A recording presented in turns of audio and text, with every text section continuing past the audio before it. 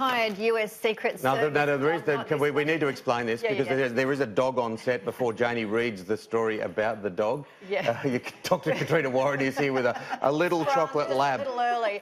But yes, the retired US Secret Service dog, not Bonnie, that we'll be talking about in a moment, has certainly come in force to protect, used to protect President Barack Obama in the White House, has been honoured in Britain for his bravery. There he is.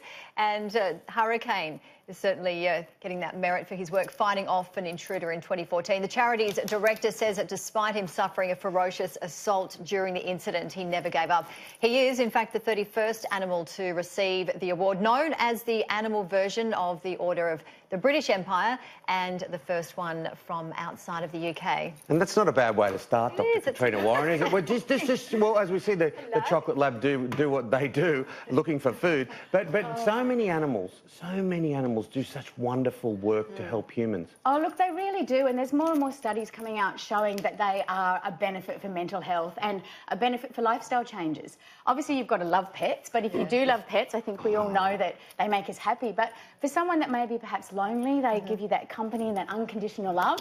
They get you out the door. We were saying before, I was with Bonnie's mum, how you walk out the door with the puppy and everyone talks to you, so they're an instant icebreaker. Well, I tell you what, when I told the producers this morning that you were coming on the show with the dog, I was surprised that you actually got on the set because they were so excited. I could hear you outside when you came in because it lifts people's spirits. It totally lifts the spirits. Bonnie, come on, show us that she's putting her bottom on camera. I don't like that view. I'll turn you around. Come here, Bonnie.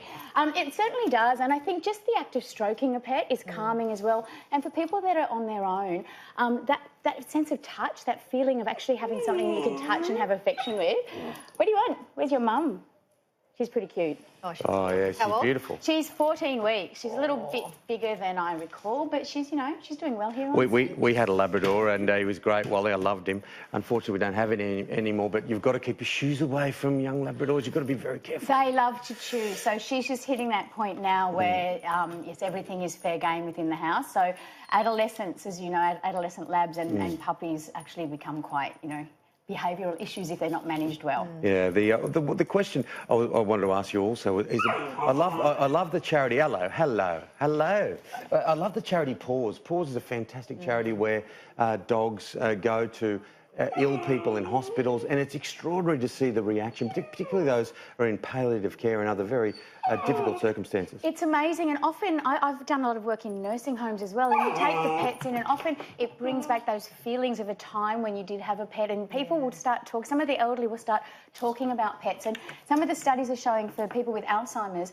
if they have a pet in there, they have less outbursts and less issues. There's a kind of calming effect of them. Hello?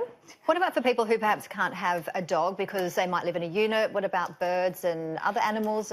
Other animals can have the same effect, just having something to care for. So for someone that has depression, just having the responsibility, of actually having to care for something, to feed it, to look after it, like a cat is sometimes good for apartment people, to groom it, can just be enough to get people out of bed. You've got that sense of purpose, don't you? Absolute sense of purpose. And I mean, I know for me, sometimes it's the only reason I get out and go for a walk with my dog. But it's good exercise. What do you want? I find it's a great education for young children. Obviously, everyone needs to be switched on with it, but to have them have a pet and make sure that is their job and follow that job through. So, okay, you've got to walk this dog, you've got to feed this dog, you've got to make sure that, and you follow it through. It's an extraordinary sense of responsibility for them. It sure is. People fall in the trap of thinking that their kids are going to look after the pet. So I always say, no, you are responsible as the adult for the pet, but to start giving them age-appropriate Yeah, that's what I'd say, to follow through. You make sure you're there with them as they do it. Now, horrifying statistics. You know, we're getting into the hotter months of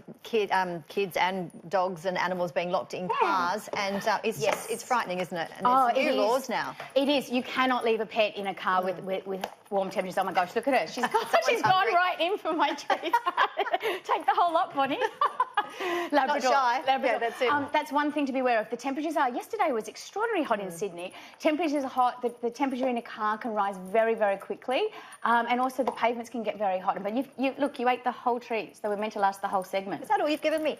Is it true with the dogs? On the Mensa intelligence tests of dogs, Labradors stay right till the end. When the food drops away, They drop away. That would be right. They are so motivated by food. And that is one of the things that when we're training guide dogs or assistance dogs, the hardest part is actually teaching them to ignore food.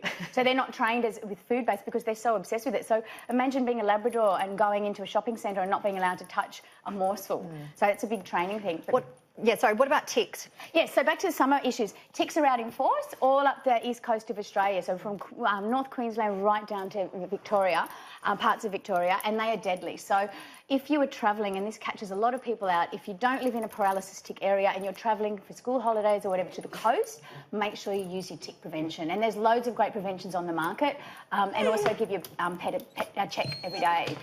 I also recommend if you're travelling, you don't know if it's a paralysis tick area, then perhaps just call the local vet. She will type something for you. Send an email. What happened? I just saw what she just typed. She just said, I want some more food.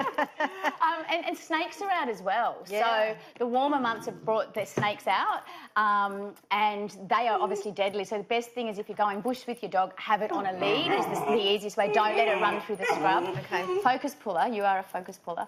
Don't let it run through the scrub and just be very aware. Now, I've got a question from my brother and sister-in-law. They've got 3 rescue staffies, one that's completely blind, one that's deaf, and one that's kind of got a bit of ADHD. What, right. You don't know. Try and answer that in 10 seconds. Yeah. Which issue are we dealing with? No, the blind and the deaf ones are okay, but the one with ADHD, she's got to try and calm it down. Is that just because she's bored and young? Or is that just it's a rescue? Yes, so often more and more people are rescuing animals, which is great, but they do often come, we don't know their history, and there can be certainly things. So what she needs to do is figure out whether she's just a bored staffy that needs more stimulation or whether it's like a separation thing or an anxiety thing. And I always say more exercise. It's kind of like people. We say more exercise is the best thing you can do for mental health. Yep.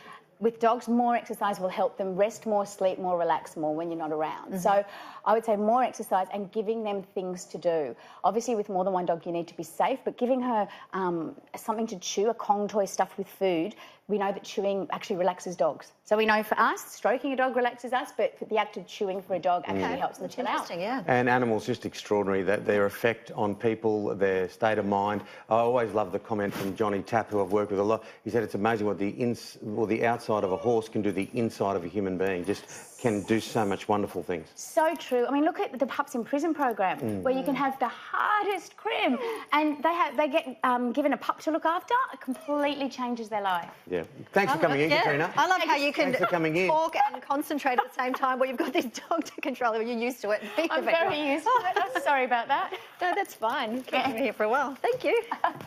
Have a great day, guys.